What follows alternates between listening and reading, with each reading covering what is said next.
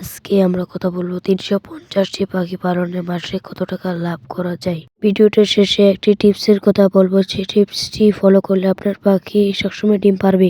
তো মূল ভিডিওতে যাওয়ার আগে ছোট্ট ভাই চ্যানেলটিকে সাবস্ক্রাইব করে পাশে থাকুন। তো আমরা হিসাবে চলে যাই। একটি প্রাপ্তবয়স্ক কয়েল পাখি দিনে 25 গ্রাম খাবার খায়। এখানে 350টি পাখি খাবার খাবে।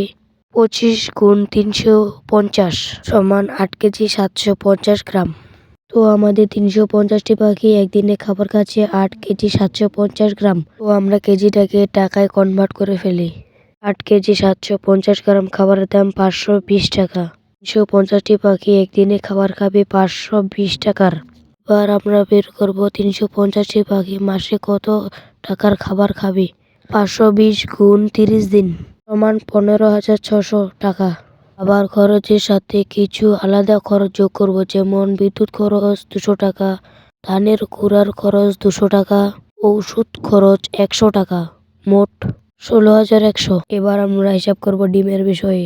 যেহেতু আমরা ডিমের জন্য ফার্ম করব, তাহলে 350টি পাখির ভিতরে 345টি পাখি মাদি রাখবো আর বাকি 5টি মাদা।